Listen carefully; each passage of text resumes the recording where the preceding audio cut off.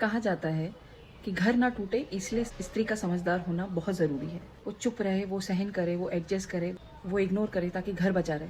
लेकिन कोई ये क्यों नहीं पूछता कि वो स्त्री टूटते टूटते कहाँ तक बच पाएगी। और अगर घर बचाने की जिम्मेदारी सिर्फ औरत की होती है तो उसे बचाने की जिम्मेदारी किसकी है?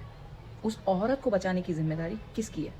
औरत मजबूत होती है इसलिए नहीं कि उसको दर्द नहीं होता, इसलिए कि वो अपने दुख छुपाकर भी रिश्ते निभा लेती है। घर तभी घर बनता है जब उस औरत को टूटने से बचाया जाए।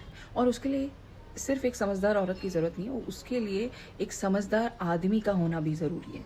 हस्बैंड्स का, जो सुने उसे, जो समझे उसे, हर परिस्थिति में, हर सिचुएशन में उसके साथ खड़ा रहे, जो उसे चुप रहने के लिए ना बोले, जो उसको दब के रहने के लिए ना बोले, जो उसको सपोर्ट करे उसके हर उस वक्त में जब वो चाहती है उसको कि मेरा हस्बैंड मेरे साथ खड़ा रहे। क्योंकि घर बचाने के नाम पे अगर एक औरत रोज तिल तिल करके मर रही है, थोड़ा थोड़ा मर रही है, तो भाई वो घर चलाना नहीं कहेंगे, घर संभालना नहीं कहेंगे, वो समझौता है, मजबूरी है, अझेल है। और घर अचानक से नहीं टूटता है, घर तब टूटता है जब औरत सब कुछ सहन करके चुप रहना सीख जाती है और कोई उससे ये तक नहीं पूछता कि तू ठीक है।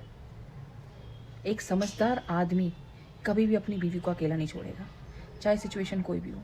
अपने घर वालों के सामने या पब्लिक में या किसी के भी सामने उसको इस तरीके से नहीं परेशान करेगा, नहीं डांटेगा, नहीं समझाएगा, जो तरीका सही नहीं है।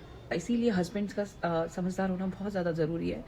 आदमी अगर समझदार है तो वाइफ और पेरेंट्स को बैलेंस करके चल सकता है बहुत अच्छे से, और बिना कलेश के भी घर में बहुत अच्छे से रह सकती है फैमिली। हस्बैंड को समझना चाहिए कि एक्चुअल में प्रॉब्लम क्या है मेरी वाइफ के बीच में और मेरे पेरेंट्स के बीच में। अगर कोई प्रॉब्लम है तो समझनी चाहिए, समझोगे नहीं तो उसका कोई सोल्यूशन नहीं निकलेगा और बैलेंस नहीं कर पाओगे आप लाइफ। बैलेंस होना बहुत ज़रूरी है लाइफ में।